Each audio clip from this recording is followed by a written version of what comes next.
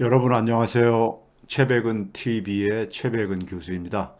오늘 최백은 TV 라이브 44회를 시작하도록 하겠습니다. 오늘 주제는요, 여러분들 이미 공지했지만 한미 정상회담에 대한 평가입니다. 한미 정상회담에 대한 평가라고 제가 이렇게 주제는 잡았지만은 여러분 개인들에게도 굉장히 중요한 하나의 내용을 오늘 좀 말씀드리려고 하고 있습니다. 그 이유는 우리가 살아가면서 저는 학생들한테도 그런 얘기합니다. 대학에서 여러분들이 꼭 알아야 할 하나의 이슈 중에 하나가 내가 지금 살아가는 시대가 어디를 향해서 가고 있는가 이걸 알아야 된다고 제가 꼭 말을 합니다. 왜 그러냐면요. 우리가 그 방향성을 알아야지만이 거기에 대비를 할 수 있는 거잖아요. 그렇죠? 강을 향해서 가는 사람하고, 물을 향해서 가는 사람하고, 사막을 향해서 가는 사람하고, 숲을 향해서 가는 사람하고 다 다를 수밖에 없지 않습니까요? 그런 점에서 지금 제가 기존에 제가 쓴 책들에서 얘기했던 것들이 사실 저는 확인이 되고 있다는 점에서 굉장히 좀 전율을 느낍니다. 오늘 제가 이제 이 얘기를 설명드리기 전에요. 제가 사전에 커뮤니티에다가 글을 올렸습니다. 한미 정상회담을 결과를 보고서는 제 생각을 정리해서 글을 올렸습니다. 2021년 5월 한미 정상회담은 문명사적 사건이다 해가지고 보신 분들도 있을 겁니다. 근데 못 보신 분들도 있기 때문에 제가 먼저 그 글을 잠깐 소개하도록 하겠습니다. 한미 정상회담의 역사적인 의미는요, 크게 이제 두 가지로 얘기를 할 수 있는데요. 한미 정상회담은 20세기형 국제 관계에서 우리가 개인 간에도 인간 간에도 관계라는 게 우리가 굉장히 중요하잖아요. 국가 간의 관계도 굉장히 중요한 의미를 갖고 있습니다. 근데 20세기형 국제 관계에서 21세기형 국제 관계로의 전환에 이 한미 정상회담이 출발점을 만들고 있다. 그러니까 새로운 역사의 장을 지금 그러니까는 펼치고 있는 겁니다. 펼치고 있는 건데, 그래서 두 번째는 뭐냐면은 대한민국이 20세기의 선진국과는 다른 새로운 선진국이 될 수 있음을 보여주었습니다. 이번에 한미 정상회담에서요. 굉장히 중요한 의미를 갖고 있는 내용입니다. 1. 한미 정상회담은 21세기 초연결 시대, 우리가 초연결 시대라고 하잖아요. 우리가 지금 살아가고 있는 시대를 초연결 시대에 맞지 않는, 소위 말해서 어울리지 않는 20세기 국제 관계에서 벗어나는 역사적 전환점을 만들었습니다. 초연결 시대인 21세기 국제 관계는 개별 국가를 넘어서는 초국가 협력을 절대적으로 요구해 왔지만 힘에 의존한 패권 추구와 자국의 이익 중심주의라는 20세기의 낡은 국제 관계에서 벗어나지 못했습니다. 예를 들어서 2008년 글로벌 금융위기 때 G20 정상회담이라는 새로운, 그러니까 우리가 글로벌 거버넌스가 만들어졌잖아요. 미국의 필요에 의해서. 그것도요. 이건 바로 뭐냐면 국제협력의 중요성이 부각됐기 때문입니다. 미국과 소위 말해서 이 G7 국가들 혼자 힘으로는 해결할 수 없는 상황에 직면했기 때문에 보다 많은 국가들의 협조가 필요했기 때문에 G20 정상회담을 만든 겁니다. 즉 국제협력이 보다 강화된 새로운 국제 질서로의 전환을 시작한 거죠. 사실 추구한 것이고요. 그런데 금융위기에서 벗어나면서 탈출한 후 달러를 찍어낼 수 있는 힘을 가진 소위 20세기 힘이죠. 미국의 소극성으로 G7 정상회담은, 소위 국제협력은 지지부진한 모습을 보였습니다. 예를 들어서 트럼프 같은 경우는 프랑스에서 열렸던 국제정상회담에서 오히려 그러니까는 기후변화 협약을 탈퇴를 했었죠. 미국은 자신이 만들어 놓은 것을 자신이 스스로 그러니까는 그 국제협력에, 새로운 국제협력의 장에 적응을 못하고 있는 모습을 보여준 거죠. 그러나 코로나 재난은 2008년 금융위기 때는 그렇게 지나갔지만은 코로나 재난은 국제협력에서 새로운 국면을 제기하였습니다. 모두가 자유로워지지 않는 상황에서 어느 개인도 자유로워질 수 없듯이 코로나 팬데믹 대응에서 국제협력은 필수 과제로 부상했습니다. 즉 국제협력이라는 것이 글로벌 공공재가 된 것입니다. 이런 점에서 코로나 팬데믹은 20세기 국제관계의 끝을 알리는 조종입니다. 굉장히 역설적이죠. 이렇게 인류 문명은 변화해가는 겁니다. 그런데 미국을 20세기 패권 국가로 가능케 한 미국의 전통적인 힘들인 군사력과 달러는 코로나 팬데믹 상황에서 무기력한 모습을 드러냈습니다. 그렇잖아요. 미국 지난해 백신 접종이 진행되기 전까지 얼마나 전 세계에서 가장 코로나 팬데믹의 고통을 겪었습니까? 거기에 군사력과 달러는 아무 도움이 되지 않았죠. 게다가 글로벌 금융위기와 코로나 팬데믹이라는 두 차례의 새로운 처음을 겪으면서, 제가 사용하는 용어인데요. 새로운 처음. 과거엔 경험해보지 못했었던 대사건들이죠. 글로벌 금융위기, 코로나 재난, 이런 다 새로운 처음이죠.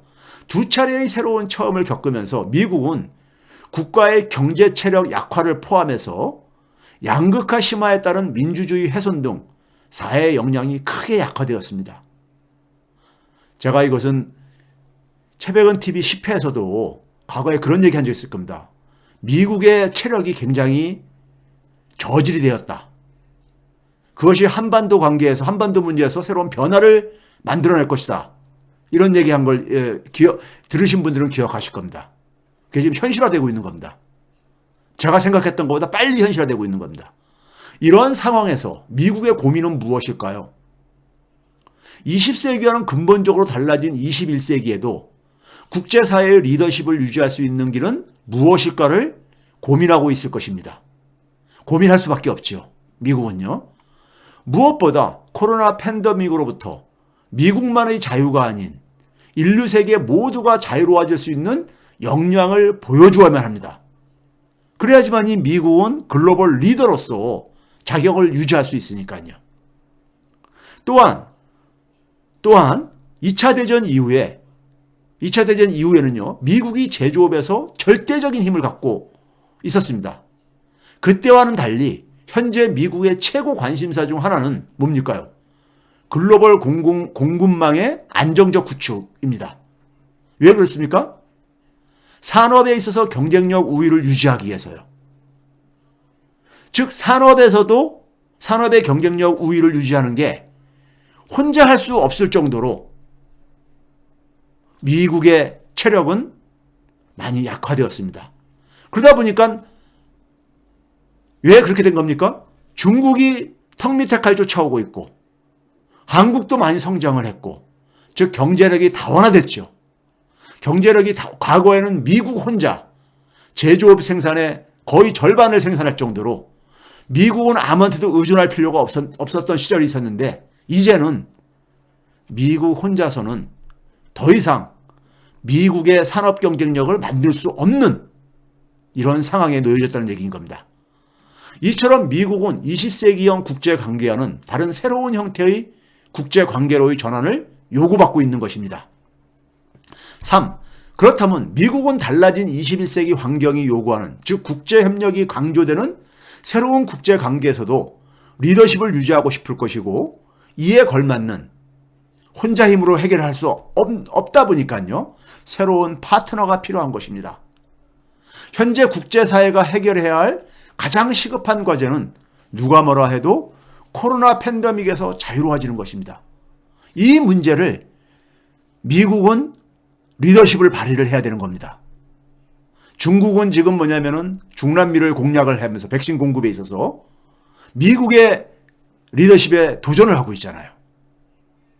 이런 점에서 백신 생산에서 세계 최고 기술을 가진 미국은 시험대에 올라 있는 것입니다. 인류 세계의 문제를 해결하는 그런 역량을 보여줘야 되는 거죠. 근데 혼자 할 수 없어요. 즉 그러다 보니까 국제협력을 통한 리더십을 발휘할 수밖에 없죠. 그 필요성의 산물이 한미 글로벌 백신 파트너십인 것입니다. 한미가 백신 파트너십을 구축한 것은 단순히 세계 1위와 2위 백신 생산국 간의 동맹 구축 그 이상의 의미를 갖습니다. 코로나 백신은 지구적 공공재이기 때문입니다. 국제협력도 지구적 공공재이죠. 즉 코로나 백신이나 초국가 협력 모두 글로벌 공공재라는 공통점을 갖고 있습니다. 개별 국가를 넘어서 국제협력을 요구하는 21세기 새로운 국제관계의 시금석인 것입니다. 이와 관련하여 우리가 잊고 지내는 것이 있습니다. 문재인 정부는 코로나 재난 속에서 지난해 3월 1차 대유행 상황 속에서 국제 지원을 주도하였습니다. 이거 기억들 하십니까? 3월 달에 유럽과 미국에서 1차 대유행할 때 한국은 아세안 국가들과 유럽 국가들을 묶어서 국제협력과 지원을 계속 요구를 했었습니다. 그 연장선에서 문재인 대통령은 지난해 5월 18일 날 제73차 세계보건총회 후에 기조연설에 초청받았죠. 거기서 무슨 얘기를 했냐면요. 이 코로나 재난 속에서 개개인이 가지고 있는 자유를 모두를 위한 자유로 확장시켰다고 강조했습니다. 즉 무슨 얘기냐면은 모두가 자유로워지지 않는 한 어떤 개인도 자유로워질 수 없다는 것을 강조한 것입니다. 이게 굉장히 중요한 의미를 갖습니다. 뒤에서 설명드리겠지만요. 초연결 시대와 코로나 팬데믹 시대가 요구하는 국제관계의 방향을 일찍이 제시한 것입니다. 이거 굉장히 중요한 의미를 갖습니다. 미국이 우리를 파트너로 선정한 중요한 이유 중 하나입니다. 한국은 백신 생산 능력에서는 물론이고 코로나 팬데믹을 해결하기 위한 국제사회의 협력을 주도했던 것입니다. 일종의 소프트 파워죠. 미국이 해결해야 할 글로벌 백신 파트너십의 형성에서 한국은 최고의 파트너 조건을 갖춘 것입니다. 미국이 갖고 있지 못한 것을 갖고 있은 것입니다. 한국이 코로나 백신의 생산과 배분에서 선두이자 허브로 부상한 이유입니다. 4. 대한민국의 위상변화. 그것이 바로 한미 정상회담이 많은 사람, 심지어는 뭐냐면은 정부의 정책 설립에 정책을 만드는데 깊이 관여하는 문재인 정부의 참여하는 전문가들의 예상조차도 뛰어넘는 결과물을 만들어낸 이유입니다. 그런 표현들을 많이 하잖아요. 자신의 예상을 뛰어넘었다. 그 이유를 제가 잠시 후에 설명드리겠습니다. 현 시대를 이해하는 키워드들인 백신과 환경, 우리가 미래차라는 것은 친환경차를 얘기하잖아요. 전기차에 필요한 배터리, 반도체, 우리가 4차 산업혁명 시대에 쌀이라고 얘기를 할 정도로, 그렇죠? 그리고 전기차에 필요한 배터리는 뭡니까? 미래자동차의 석유죠. 등에서 미국이 파트너로 삼을 수밖에 없었던 것이 대한민국 이상의 현 주소입니다. 한미 관계가 선진국 간 외교 방식인 호혜적 관계, 소위 말해서 주고받기식 외교죠.로 전환된 것은 미국이 해결하지 못하는 것을 우리가 해결할 역량을 보유하고 있음을 입증하는 것입니다. 그 결과로 우주시대로 나아가는 데 필요한 미사일 지침 폐기. 미사일 지침 폐기는 단순한 그러니까 우리가 군사적인 자주 역량의 확대뿐만이 아니라 지금 우주시대가 전개되고 있잖아요. 우주산업이 조만간에 자동차 산업, 반도체 산업 물론 자동차 산업을 뛰어넘을 정도로 규모가 커지고 있습니다. 더불어 아르테미스 협정은 뉴스공장에서 김어준 공장장이 잘 표현했죠. 소위 말해서 우리가 GPS를 미국이 만든 GPS를 사용을 하는데 KGPS를 우리가 사용할 수 있게 되는 것이죠. 소위 달 탐사, 여기에 그러니까 참여하는 달 탐사 연합체에 참여하는 이거죠. 주고받기식으로 진행된 한미 정상회담의 결과에 대해 정부 측 전문가들조차 당혹해하는 이유입니다. 문제는 이것을 문재인 대통령이 만들어냈다는 것입니다. 이러한 당혹해하는 이유는요. 지금 많은 전문가들이 변화된 상황에 대해서 저는 제대로 이해를 못하고 있다고 봅니다. 이해의 빈곤을 보여주는 즉 현실과 인식 간 지체 현상입니다. 이 지체 현상을 가장 많이 겪고 있는 게 누구냐? 우리 사회의 부패 세력이죠. 우리 사회의 기자들이죠. 그들은 이 변화를 지금 전혀 이해를 못하고 있어요. 진짜입니다. 이해를 못하고 있고 20세기에 머물러 있으니까요. 냉전 시대에 머물러 있으니까요. 한미 정상회담 결과에 대해 부패 세력이 횡설수설하는 이유도 변화한 시대에 적응하지 못하고 있기 때문입니다. 5. 이게 바로 나라입니다. 대한민국은 대외적 측면에서 빠르게 정상화되고 있습니다. 대한민국의 국제적 위상 변화는 대조적인 미일 정상회담의 결과물에서도 확인됩니다. 일본은 백신 협력도 없었고 산업협력을 얻어내기 위해서 값비싼 비용을 지불하였죠. 뭡니까? 미일 정상회담에서 중국에 대한 표현을 중국이 내정 간섭이라면서 신경질 부리고 비난하고 공격하는 이런 값비싼 비용을 지불했죠. 그 결과 중국의 반발과 보복 등을 치를 수밖에 없습니다. 그러나 한미 정상회담에서 보여준 중국에 대한 한국의 독자적 입장의 반영은 미국이라고 한국에다가 일본처럼 얘 욕을 안 했겠습니까? 그런데 그걸 우리가 피해갈 수 있었던 것은 우리의 그만큼 위상의 변화를 보여주는 겁니다. 우리의 목소리를 들어줄 수밖에 없었던 것입니다. 이러한 우리의 독자적인 입장을 반영시킴으로써 향후 미중 갈등에서도 중요한 기준을 제시해 줬습니다. 왜? 미중이 지금 갈등이 엄청나게 고조되고 있잖아요. 그 속에서 미국과 중국은 자기 줄에 쓰라고 강요를 하고 있잖아요. 그런데 우리는 이번에 한미 정상회담에서 가치를 기준으로 한 대만해협의 평화 정도라 얘기를 하고 공동 번영을 위해서 우리가 이런 굉장히 가치 기준이잖아요. 이런 방향을 제시해 줬습니다. 자, 이런 점에서 일본과 한국의 한미 정상과 미일 정상회담의 결과의 차이로에서도 다시 한번 확인되는 겁니다. 일본은 더 이상은 대한민국의 경쟁 상대가 아님을 확인시켜 준 것입니다. 제가 그랬잖아요. 일본은 관리 대상이다. 계속 사고를 치고 있잖아요. 그 사고의 불똥이 한국과 국제사회에 문제를 일으키지 않도록 관리 대상 국가로 경쟁 상대가 더 이상 아니라는 얘기입니다. 6. 이 모든 것이 K민주주의의 결과입니다. K민주주의의 결과입니다. K민주주의를 만든 그럼 K민주주의의 주인공이 누굽니까? 촛불시민이죠. 촛불시민이 만든 문재인 정부의 위대한 작품입니다. 문재인 대통령의 위대한 작품입니다.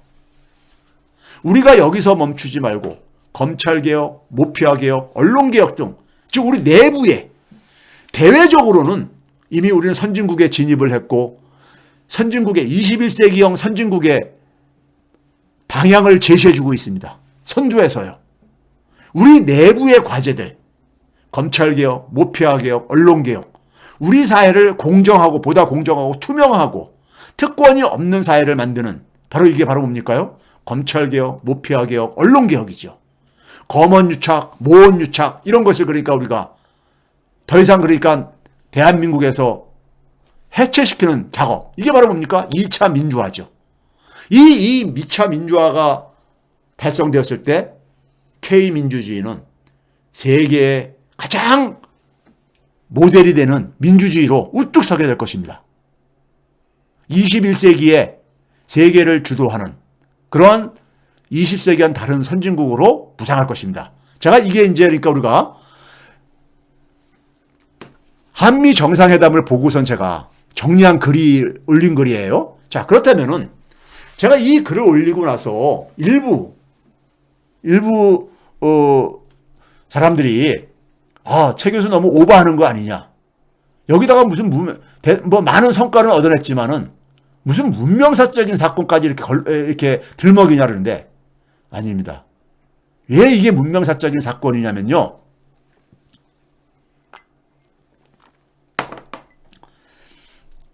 제가 그래서 이 얘기는요. 사실 제 자랑이 아니라 제가 책에서 계속 얘기했던 부분들입니다. 그래서 해석이 가능하다는 얘기입니다. 자, 이걸 뭘 의미하냐면 결론부터 얘기하면요. 한국과 미국의 이번에 그러니까 우리가 이 정상회담은 가장 중요한 표현이 뭐였냐면요. 정상회담 공동성명에서 여러분들도 잘 알고 있는 글로벌 백신 파트너십입니다. 거기에 모든 것이 함축되어 있습니다. 그 의미를 모르시는 분들은 지금 세상의 변화를 읽을 수가 없습니다. 그걸 제가 지금 표지에다가 표현했듯이 20세기형 리더십. 20세기형 리더십의 주역은 누굽니까? 누가 뭐라 해도 미국이죠. 과거형 리더십입니다. 반면에 21세기형 리더십. 이것은 아직 부상이 안 됐죠. 근데 대한민국이 여기에 지금 선두에 서고 있다는 겁니다. 21세기형 리더십의 주역으로 대한민국이 부상하고 있다는 겁니다. 문제는 우리가 과거 시대가 저물고 새로운 시대가 우리가 부상할 때 대개 우리가 갈등이 생기잖아요. 충돌이 생기잖아요. 그런데 이번에는 20세기형 리더십과 21세기형 리더십이 협력을 만들어냈다는 점에 굉장히 문명사적인 의미가 있습니다. 항상 그전에는 이게 역사 속에서 보게 되면은 충돌이었었습니다. 저는 여러분들이 경제학자로 알고 있지만은 저는 사실요, 철학과 사상, 특히 문명사상의 기초에서 역사를 공부한 역사학도입니다. 그게 제 칼날을 다른 경제학자하고 다른 구분되는 저만의 칼날을 가진 경제학자로서 경제학자가 된 이유입니다. 그래서 제가 이건 자신 있게 얘기할 수 있는 거예요. 자, 20세기형 리더십과 21세기형 리더십의 협력을 만들어낸 게 한미 정상회담의 의미라는 점인데 이게 왜 그러냐면요. 자, 20세기 리더십은 뭐죠? 이게 과거 리더십입니다. 과거 리더십은 뭡니까요? 우리가 국제관계를 보면 우리가 짐작이 가죠. 20세기에는 모든 국가들이 패권 국가를 추구했잖아요. 패권 국가라는 게 뭡니까? 자기가 중심이고 자기가 소위 말해서 왕노릇하는 겁니다. 예? 나머지 국가들은 다 자기 말을 듣는, 소위 국제관계에서 일방적인 관계였었죠. 우리가 과거에는 한국과 미국과의 관계가 미국과 우리가 주고받기식 상상할 수 없었잖아요. 수직적인 관계였었잖아요. 일방적인 관계였었잖아요. 그런 힘은 어디서 나왔습니까? 하드 파워. 군사력이라든가 경제력이라든가 과학이라든가 이런 하드 파워에서 나왔잖아요. 기술력이라든가 이런 것들에서요. 그렇죠? 중심국가가 되려고 모두들 그러니까는 부국강병 이게 다 뭡니까? 중심국가가 되려고 했던 거 아닙니까요? 그런데 21세기의 리더십은 뭡니까요? 우리가 초연결 시대에 살고 있습니다. 기술적으로 초연결이 되어져 있고 다들 동의할 겁니다. 거기다가 뭐냐면은 코로나 재난으로 인해 가지고 코로나 재난은 뭘 주겠습니까요? 모두가 자유롭지 않는 한 어떤 개인도 자유로울 수가 없다는 것을, 이런 세상을 우리가 그 대표적인 게 바로 뭡니까? 기후변화 문제잖아요. 그럼 모든 게 연결된 세계에서는 당연히 뭐가 중요합니까? 호혜주의 세계관, 서로가 협력을 해야 되는 거죠. 그러기 위해서는 소통을 잘해야 되고 협력을 잘해야 되고 연대를 해야 되는 거죠. 소통, 협력, 연대를 잘 못하는 사람은요, 이제 여러분들 특히 자녀들, 21세기를 살아가는 자녀들한테 소통 역량, 협력 역량이 없으면요, 잘 살기 힘듭니다. 잘 살기 힘들어요. 구글이나 애플이나 글로벌 플랫폼 기업들이 소통 역량, 협력 역량이 있는 인재들을 찾고 있거든요. 그 이유가 바로 디지털 생태계, 플랫폼 사업 모델에서는 핵심적인 규범이기 때문입니다. 이게 지금 국제관계에서도 이게 그러니까 지금 확대되고 있는 겁니다. 그럼 이런 소통, 협력, 연대 역량은 바로 뭐냐? 이게 소프트 파워죠. 소프트 파워죠. 예? 이런 것이, 이런 새로운 규범을 갖춘 문화를 가진 국민들, 이런 문화를 가진 국가, 이런 국가가 21세기의 선진국이 되는 겁니다. 소프트 파워죠. 흔히 말하는 하드 파워에서 소프트 파워로 리더십이 이동을 하는 겁니다. 21세기 리더십의 요건은, 그러니까 소통을 잘하려면 어떻게 돼요? 상대에게 존중을 받을 수 있어야 되죠. 상대에게 존중을 받을 수 있는 국민의 자질이 있어야 됩니다. 예? 자, 이번에 바이든 대통령이 한국의 문화를 가면서 K-팝 밴드를 언급을 하고 기생충 미나리를 하는데 이 다 이게 뭡니까? 문화잖아요. 대한민국 국민에 대한 언급이잖아요. 이걸로 그 다음에 뭡니까요? 코로나 재난 상황 속에서 뒤에서 언급하겠지만 우리는 뭐냐면은 국제 협력과 국제 지원을 얘기했습니다. 다른 나라들한테 굉장히 매력적인 국가로 부상을 한 겁니다. 그게 바로 국가의 소프트 파워입니다. 자, 그래서 이 변화를 우리가 읽기 위해서 몇 가지 먼저 우리가 스케치를 해봅시다. 정상회담 스케치부터 먼저 해봅시다. 언론들에서 극진한 예우, 화기애애했다, 회담 시간이 연장됐다, 뭐 이런 얘기를 하고 그러잖아요. 바이든 대통령이 참모로부터 너무 오래 대화 중이다, 시간을 초과했다 하는데 왜 초과했냐? 너무 내용이 유익하고 유쾌해서 더 얘기했다, 이런 얘기 했잖아요. 이게 왜 그렇게 됐냐면요. 자, 우리가 정상들끼리 만나면요, 처음 만나는 거잖아요. 바이든 대통령과 문재인 대통령이 만나는 거는요, 사실 재미없습니다. 그렇죠? 뭐 아는 친구 관계도 아니고 그러니까 처음 만나는 사람들끼리, 그것도 잠깐 딱딱할 게 아닙니까? 예? 업무적인 얘기를 하고 그러니까요. 국가 업무적인 얘기, 개인적인 얘기도 아니고요. 그렇죠? 그런데 재미가 있어서 유쾌해서 더 연장을 한 거예요. 왜 연장을 했느냐? 문재인 대통령이, 자, 미국에서 볼 때는, 세계 최고의 백신 기술을 가지고 있는 미국에서 볼 때는 지금 많은 나라들이 자기들한테 백신 지원을 요청하고 있단 말이에요. 그래서 한국도 백신 지원 요청하지 않을까 했는데 문재인 대통령은 한국에 대한 백신 지원 요청을 말도 꺼내지 않았습니다. 오히려 뭐냐면 인도 태평양을 포함해서 전 세계에 우리가 백신을 공급하는 데 속에서 같이 한미가 협력을 했으면 좋겠다, 이런 얘기를 한 거예요. 여기에 감동을 받았다는 거 아닙니까? 바이든 대통령이. 예? 왜 그러냐면요, 제가 미국 경제에 대해서 바이든 정권의 경제 정책을 얘기하면서 얘기한 적 있죠. 바이든 대통령의 목표는 뭔지 아세요? 바이든은 미국의 백인 주류 엘리트의 상징적인 인물입니다. 예? 상징적인 인물인데 미국 주류 백인들이 소위 그 지성인이라고 하는 엘리트들이 트럼프 시대에 대해서 굉장히 환멸을 느끼는 게 뭐냐면요, 트럼프 시대는 어떻게 했습니까? 미국의 국가 이익을 위해서 아주 거칠게 몰아붙이고, 좀 쌍스럽게 얘기하면은 개걸스럽게 상대방들을 막 압박을 했지 않았습니까? 미국의 국가 이익을 챙기기 위해서요. 그렇죠? 개걸스럽게. 저는 이걸 개걸스럽다고 표현합니다. 그런데 바이든이라든가 미국의 엘리트층들이 그것에 한멸을 느끼는 이유가 뭐냐면요, 미국이 굉장히 국제사회에서 2류 국가, 3류 국가로 전락시켰다 이겁니다. 트럼프가요.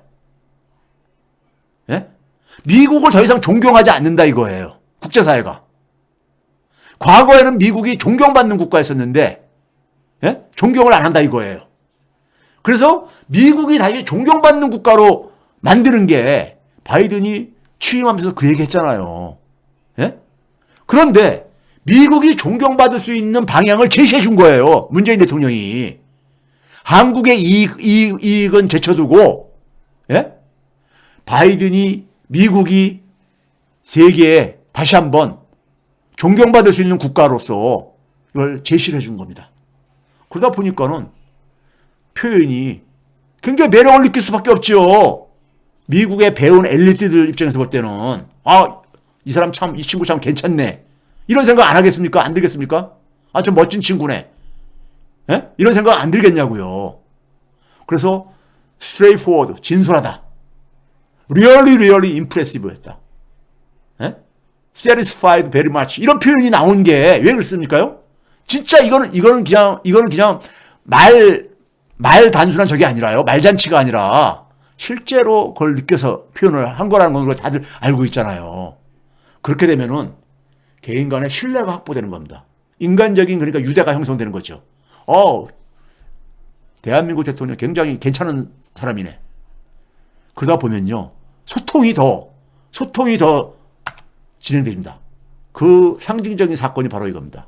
옷도 똑같이 넥타이도 똑같은 걸 입고 환상의 제가 브라더 캠이다 모습을 보였다. 이게 얼마나 다정해 보입니까? 예? 이건 억지로 이건 안 나와요. 자, 그 다음에 이제 한미 정상회담의 결과에 대해서 중국과 일본 반응으로 한번 우리가 유추해 봅시다. 어떤 의미를 갖고 있냐면 중국에서는 우리한테 뭐라고 트집 잡을 수가 없어요. 예, 중국이라는 표현이 하나도 안 들어갔잖아요. 그러면서 미국의 요구를 상당히 반영도 해줬어요. 그러니까 굉장히 세련된, 예? 한국이 그러니까는 미중 사이에서 참 세련되고 업그레이드된 외교력을 실현하는 거 보이는 거예요. 예? 즉 뭐냐면 한국은 그냥 미국의 종속적인 미국 말을 잘 듣는 이런 나라일 줄 알았는데 독자적인 외교력을 그러니까 보여줬더라 이거예요. 거기다가 군사적인 자주성, 미사일 지침 폐기에서요. 한국이 갑자기 커 보이는 거예요. 한국이. 그래서 시진핑이 한국을 방문을 계속해서 연기 했잖아요. 근데 한미 정상회담을 보고서는 무슨 얘기가 나온다고 합니까? 중국 내부에서요. 시진핑이 먼저 방문했어야 되는데 이런 얘기하고 있잖아요. 근데 왜 먼저 방문 안 했는지 아세요? 중국이라고 전문가들이 없습니까? 왜 안 했냐면요. 한미 정상회담에서 미국의 요구대로 그냥 반영될 그런 결과가 나올 걸로 예상을 했던 거예요. 그러니까 자기가 그러니까는 뭐 먼저 갈 이유가 없었다고 생각한 거죠. 그러니까 중국에서도 지금 한미 정상회담의 결과를 중국 내부의 전문가들조차도 지금 이 변화의 흐름을 이해를 못하고 있는 거예요. 이해를 못하고 있는 겁니다. 왜? 이게 문명사적인 변화거든요. 문명사적인 변화는요. 이게 기존의 지식 가지고는 이해가 안 됩니다. 자, 일본 측의 반응 보세요. 일본 측의 반응은 더 재밌습니다. 일본과 중국이 지금 깜짝 놀라는 게 뭐냐면 한국이 요구한 것을 대부분이 반영됐다 이겁니다. 중국 표현 안 한 것도 반영이 됐죠. 그 다음에 북한 비핵화가 아니라 한반도 비핵화. 이거 북한이 원하는 거잖아요. 예? 우리는 북한 입장을 존중해줘야 되고. 그렇죠? 그 다음에 또 뭡니까? 뭐 일본보다 더 예우하고 이런 건 좀 별로 이렇게 핵심은 아니라고 봅니다. 이건 그냥 결과적인 산물이기 때문에요. 근데 문제는 뭐냐면 일본이 당혹해하는 건 뭐냐면 한국 측 요구를 다 수용한 요인이 무엇인가? 이게 지금 혹시 그러니까는 소위 공개 안 된 뭐가 있지 않는가? 이러는데 그런 거 별로 없어도 상관없어요. 자기들이 읽지를 못하고 있는 겁니다. 일본의 초저감은 뭐냐면요. 이겁니다. 미국과 일본 간의 관계는 여전히 수직적인 관계잖아요. 수직적인 관계잖아요. 그렇죠? 수직적인 관계라는 건 뭡니까? 미일 정상회담에서 공동성명문에 나왔듯이 미국이 요구하는 걸 그대로 다 수용을 했어요. 일본이요. 대부분을요. 그랬는데 그럴 정도로 미국과 일본 관계는 수직적인 관계입니다. 여전히. 그럼 일본은 그러다 보니까 미국의 요구를 따라가는 거예요. 따라가는데 근데 문제는 뭐냐면 미국이 그러다가 방향을 틀었어. 왼쪽으로 쫙 가고 있는데 가자고 해서 자기도 앞에 가서 가고 뒤에 쫓아가고 있는데 미국이 갑자기 방향을 틀어서 오른쪽으로 가고 있어. 그럼 자기 혼자 어떻게 됩니까? 왼쪽에 그냥 멀뚱하게 그냥 엉뚱한 데가 서 있는 거잖아요. 이러한 난처한 상황에 빠질까봐 굉장히 지금 곤혹스러운 겁니다. 과거에 이런 역사가 있었죠. 미국이 시키는 대로 하다가 미국이 그러니까는 갑자기 태도를 바꿔가지고 중국과의 그러니까는 냉전을 그러니까 허물면서 이런 소위 말해서 수직적인 관계에서는 이런 뒤통수를 맞을 수가 있어요. 왜? 각 국가가 자기 이익 중심으로 예교를 하니까요. 그런데 한국은 보니까는 이번에 수평적인 관계가 됐더라 이거예요. 한미 관계를 보니까 제가 그래서 일본은 더 이상 경쟁 상대가 아니라고 하는 겁니다. 예? 제가 괜히 얘기하는 거 아니에요. 그냥 국뽕처럼 애국심을 그냥 불러일으키게 사는 얘기 아닙니다. 이건 역사를 알아야지, 문명사의 변화를 알아야지 추론할 수 있는 겁니다. 일본이 더 이상 그러니까 경쟁 상대가 아니고요. 일본은 저는 그래서 관리 대상이라고 하는 게, 예? 그들은 기분 나쁘겠지만은 사실 그렇잖아요. 후쿠시마, 예? 후쿠시마 원자로 폭파된 거를 아무데나 갖다 버리려고 하고 앉아있고, 소위 인류사에, 인류세계에 뭐가 되고 있습니까? 완전 문제아가 되고 있잖아요. 문제아요. 예? 그렇죠? 지금 코로나를 그러니까 통제도 못하면서 올림픽을 치르겠다고 하고 앉아있고요. 이게 다 뭡니까? 인류세계에, 전 세계에 짐이 되고 있잖아요. 짐이요. 그렇죠? 한국은 매력이 증가하고 있고요. 이게 어떻게 경쟁 상대예요? 자, 미국의 관점에서 한번 들여다봅시다. 이번 한미 정상을요. 미국이 핵심 문제를 해결하는 데 있었어요. 핵심 문제는 뭡니까요? 국제사회에서 자기의 리더십을 그러니까 보여줘야 되고, 예? 국제사회 속에서 지금 직면한 그러니까 우리가 이 코로나 재난으로부터 빨리 자유로워야 되는데 많은 나라들이 고통을 받고 있는데, 그렇죠? 자유로워야 되는데 이것도 핵심 문제이고, 대내적으로는 뭡니까? 산업의 경쟁력을 유지해야 되는 거죠. 이 두 가지 핵심 문제를 해결하는 방식으로 파트너십 국제관계를 도입한 겁니다. 파트너십. 자, 여기서 파트너의 의미를 알으셔야 됩니다.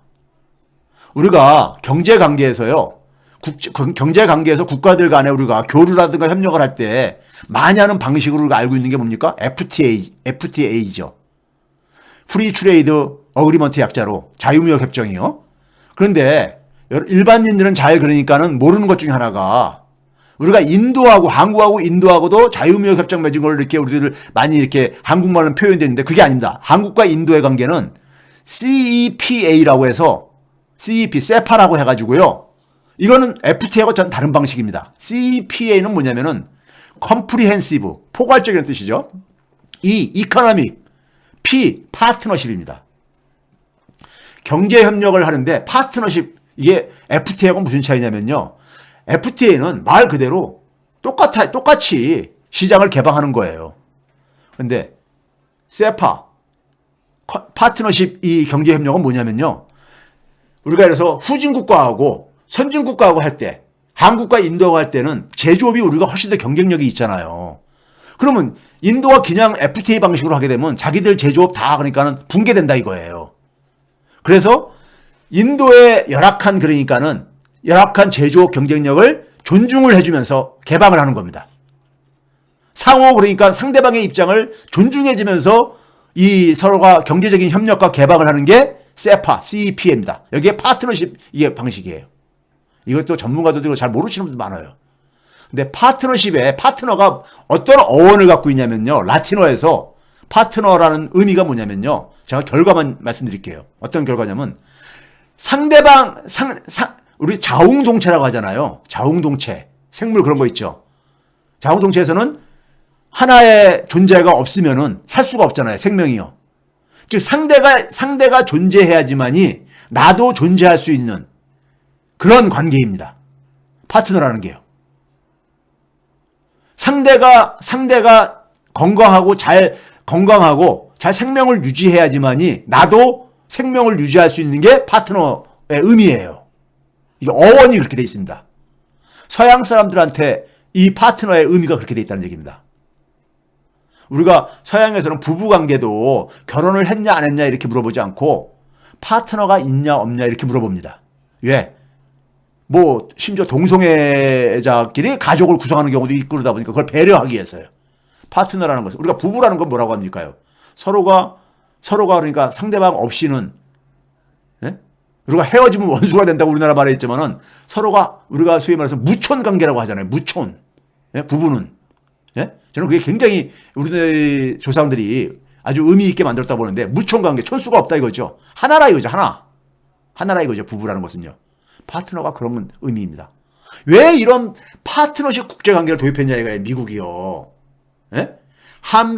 글로벌 백신 파트너십 이렇게 용어가 됐잖아요. 그렇죠? 그 얘기는 뭡니까? 자기 혼자 해결할 수 없기 때문입니다. 미국의 핵심 문제를 미국 혼자 힘으로 해결할 수 없기 때문에 그런 거죠. 혼자 해결할 수 있으면 뭐더라 파트너가 필요합니까? 자, 그러면 파트너로서 받아들일 수밖에 없다면은 그 파트너한테 일방적으로 요구만 할 수 없잖아요. 그래서 이번에 많은 성과가 예상을 뛰어넘는 예상 성과가 나온 게 바로 그거라는 얘기입니다. 그럼 한국이 그러니까 그만큼 뭐냐면은 미국이 자기 힘으로 해결할 수 없는 것을 가지고 있다는 것입니다. 가지고 있다는 것이에요. 예? 미국은 백신 기술을 갖고 있지만은 전 세계 백신 문제를 해결할 수 있는 소프트 파워에서는 빈곤하잖아요. 언제 미국이 전 세계 문제를 협력을 통해서 지원을 통해서 해결하겠다는 말을 한 적이 있습니까? 우린 그걸 지난해부터 계속 얘기해 왔잖아요. 국제사에서 한국은 그런 이미지로 돼 있는 겁니다. 예? 거기다가 산업협력도 왜 선택하는 겁니까? 예? 배터리하고 반도체 이런 등등을 왜 협조를 하는 겁니까? 자기 혼자 힘으로 해결할 수 없으니까 그런 거잖아요. 이거를 일부에서는 무식하게 44조 돈 퍼주고 왔다는데 기업들이 바보입니까? 예? 지금 검사들도 정치 검사들도 대통령 말 안 듣고 모피아들도 말 안 듣는 상황에 재벌 총수들이 대통령이 그러면 저기서 가서 돈 주고 와라 해가지고 돈 줄 이럴 것 같아요? 굉장히 무식한 얘기입니다. 무식한 얘기. 예? 우리나라 기자나 부패 세력들이 그렇게 무식해요. 예? 아무리 문재인 정부를 헐뜯고 싶어도 그렇지 좀 그래도 어느 정도 상식에 좀 맞는 얘기를 좀 해야 되는데 예? 이건 말이 안 되는 얘기죠. 즉 대한민국의 위상 변화가 반영된 겁니다. 대한민국은 21세기의 리더십도 갖추고 있고 그다음에 산업 경쟁력도 갖고 있는 거기다 플러스 뭐냐면 미국의 역량이 굉장히 제가 그랬잖아요. 저질이 됐다. 두 번의 새로운 처음을 겪으면서. 그러니까 만약에 저질이 안 됐으면요. 20세기 초 같았으면은 자기 혼자 다 해결했죠. 자기 혼자 해결할 수 없을 정도로 미국이 약화가 된 겁니다.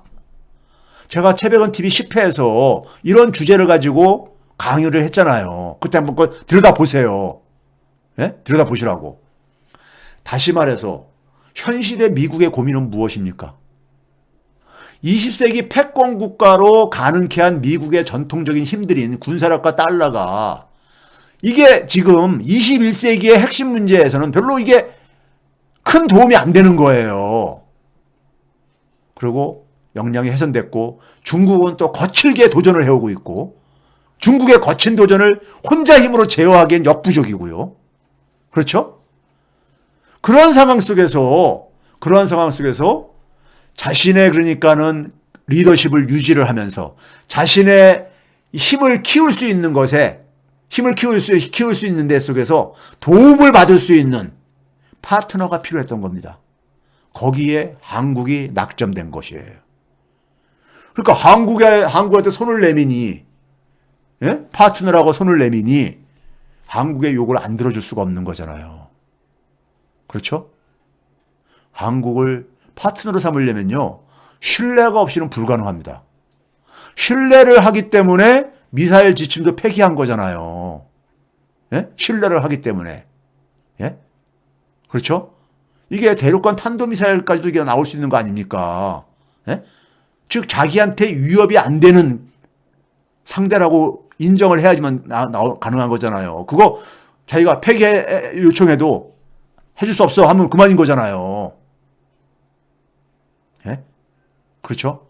그만큼 미국이 신뢰를 하는 겁니다.